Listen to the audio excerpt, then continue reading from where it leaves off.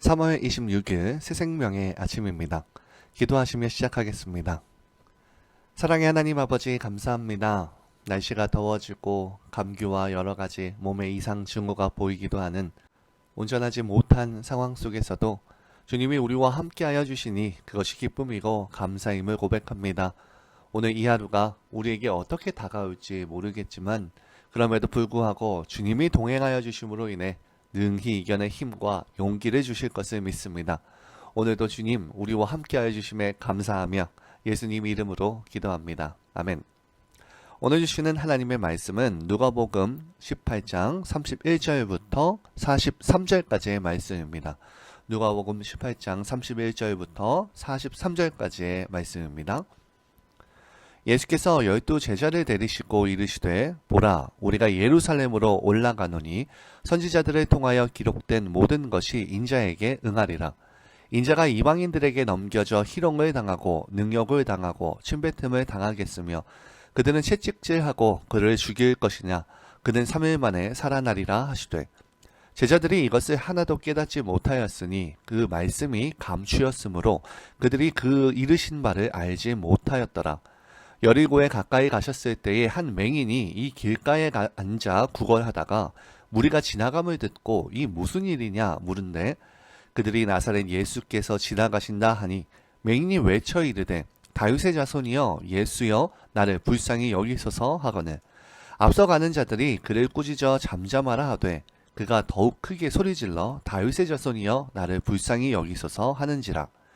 예수께서 머물러 서서 명하여 데려오라 하셨더니 그가 가까이 오매 물어 이르시되 내게 무엇을 하여 주기를 원하느냐 이르되 주여 보기를 원하나이다. 예수께서 그에게 이르시되 보라 내 믿음이 너를 구원하였느니라 하시매 곧 보게 되어 하나님께 영광을 돌리며 예수를 따르니 백성이 다 이를 보고 하나님을 찬양하니라. 아멘.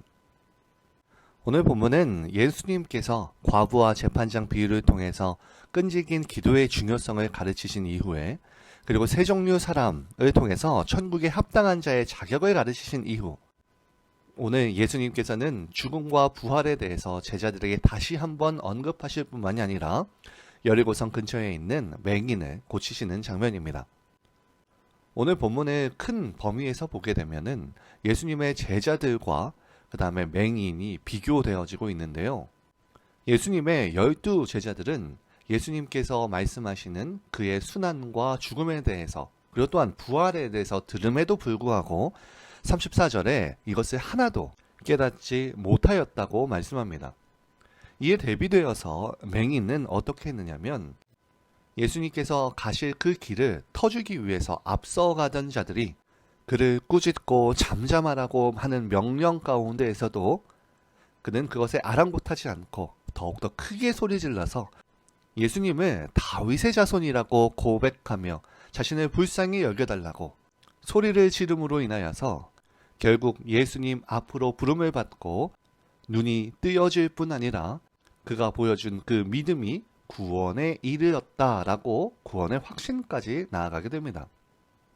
예수님과 동거동락하며 그 생활을 같이 하던 예수님의 그 12 제자들 하지만 그들은 영적인 눈이 어두워서 예수님의 순환과 죽으심 그리고 부활을 깨닫지 못했고 반대로 육체적인 눈은 어두웠을지라도 예수 그리스도를 다윗의 자손이라고 고백하며 그런 영적인 눈이 띄어서 결국 구원에 이르게 된 이 맹인 어떻게 이 둘은 이렇게 차이가 나게 되어지는 것일까요? 그것은 예수 그리스도에 대한 지식의 차이에서부터 드러납니다. 당시 제자들이 예수님의 그 순환의 그 예고들을 깨닫지 못한 이유는 그들이 가지고 있는 전통적인 메시아 사상 때문입니다. 제자들 역시 승리하는 영광스러운 메시아를 기대했었습니다. 메시아가 순환을 당하고 죽는다는 생각은 상상조차 할 수 없었는데요.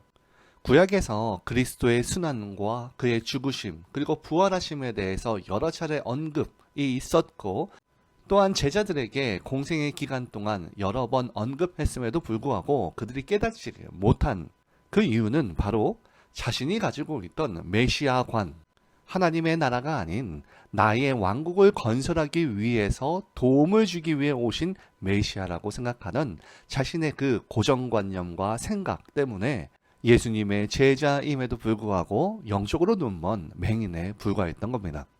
특히 제자들이 거부했던 것은 예수님의 순환이었습니다. 고통이 그들과 함께하지 않는다고 거부하며 심지어는 예수님의 그 순환의 그 길조차도 막으려 했던 것이었는데요. 반대로 오늘 구원에 이르는 맹인의 모습은 제자들과 사뭇 다릅니다. 여리고성 앞에서 구걸하던 그의 인생 가운데에 눈은 보이지 않았지만 그가 수없이 들었던 그 예수 그리스도의 기적과 많은 소문들을 통해 유대인으로서 자신이 알고 있던 그 메시아가 그일 거라고 확신하였고 예수님을 크게 외쳐 부릅니다. 그러나 예수님과 함께하던 앞서가던 자들이 자신을 향하여서 조용히 하라고 꾸짖고 핍박하며 고난을 줍니다. 하지만 이 맹인은 그런 고난과 핍박 가운데에 멈추지 않고 그의 신앙을 이렇게 고백합니다. 다윗의 자손 예수여 나를 불쌍히 여기소서. 여기서 다윗의 자손이란 말은 구세주라고 하는 대명사처럼 사용하던 말입니다. 곧 그는 바리새파 사람들처럼 더 나아가서는 제자들처럼 예수님을 선생이라고 부르지 않고 하나님이 약속하신 메시아로 믿고 부르는 것입니다. 우리는 이 소경처럼 올바르고 온전한 신앙의 눈을 지녀야 하는데요. 올바른 신학과 이성이 없이 자신의 삶에 필요한 것을 주시는 분으로만 그리스도를 보는 것은 기독교에서 말하는 신앙은 아닙니다. 예수님을 따르는 무리들 중 허다한 사람들이 예수님을 올바로 알지 못했고 그분을 땅의 문제만 해결해 주시는 그런 세속적인 구세주로 알고 추종했었는데요. 배신자였던 가롯 유다도 예수님을 그런 분으로 알고 따르다가 실망하고 예수님을 배신한 것입니다. 아직도 우리 주변에는 예수님을 바로 알지 못하는 사람들이 참으로 많습니다. 예수님을 기적만 베푸시는 분으로 알거나 1,000원을 드리면 10,000원을 주시는 분으로 아는 사람들도 있고 또 어떤 사람은 예수님을 사회운동가나 혁명가로 알고 있기도 합니다. 또 어떤 이들은 예수님을 4대 성인 중에 하나 정도로만 알고 있는데요. 이 모두가 신앙의 눈이 먼 사람들입니다. 우리는 예수님을 하나님의 아들로 알고 또 영생의 구원과 영벌을 주관하시는 만유의 왕이요 통치자로 알고 섬겨야 합니다. 무엇보다 오늘의 이 맹인의 모습처럼 어떤 낙심과 역경이 있을지라도 우리 주님만을 붙잡아야만 하는데요. 오늘 이제 눈을 뜨고 구원받은 이 소경이 어떠한 삶으로 나아갔을까요? 43절에 보면은 곧 보게 되어 하나님께 영광을 돌리며 예수를 따르니 백성이 다 이를 보고 하나님을 찬양하리라. 맹인이 눈을 뜨게 되었으니 하고 싶은 것이 얼마나 많았을까요? 우선 당장 가족과 친지들을 찾아가서 그 모습들을 보고 싶지는 않았을까요? 또 새로운 앞날을 이제 계획하며 행복하게 사는 삶을 살아가고 싶지 않았을까요? 그런데 그 사람은 그렇게 하지 않았습니다. 그는 하나님께 영광을 돌리며 즉시 예수님을 쫓았습니다. 본문에서 주님을 쫓았다라고 하는 말은 단순히 주님을 따라서 예루살렘으로 가서 유월절을 지키거나 무리들의 한 사람으로서 그렇게 따라갔다라는 것을 말하는 것이 아니라 주님의 제자로서 헌신했다는 의미입니다. 그 증거로 마가복음 10장 46절에서는 이 소경이 누구인지에 대해서 확실하게 기록하고 있는데요. 그는 디메오의 아들 바디메오라는 사람이라고 마가는 이야기합니다.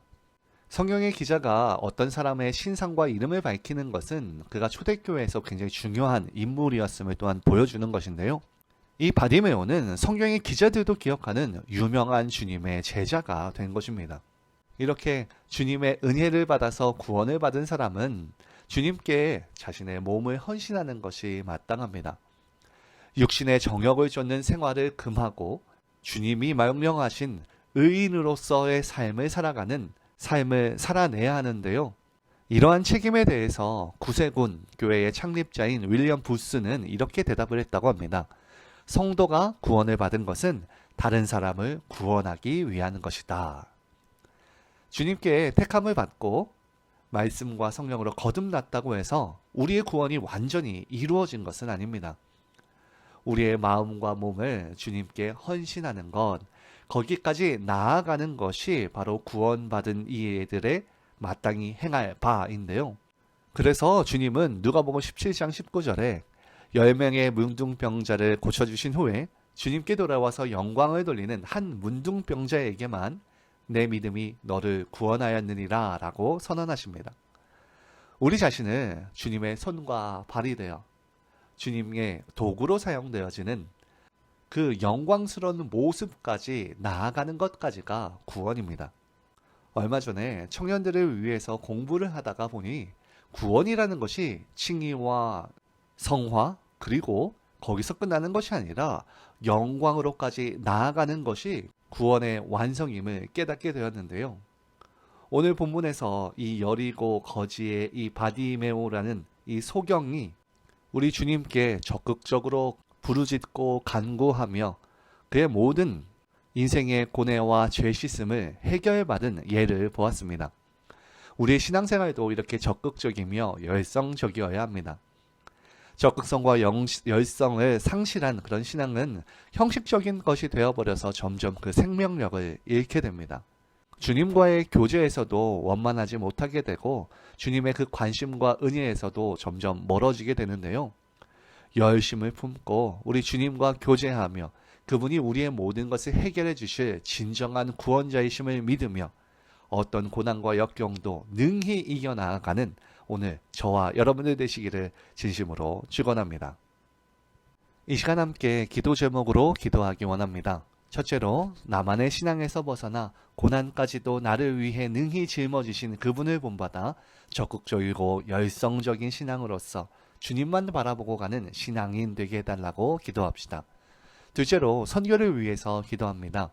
이번 6월부터 시작되는 나바호, 락키포인트, 호피, 인도네시아, 투싼의 모든 새생명의 단기 선교가 어떤 사고 없이 주님을 전하고 마음껏 이웃을 섬기는 복된 자리가 되게 하시며 그곳에서 선교하시는 선교사님들을 더욱 격려하고 무엇보다 하나님의 섭리와 은혜를 더욱 누리고 돌아오는 성장이 있는 선교 되게 해달라고 기도하시고 개인 기도하시겠습니다.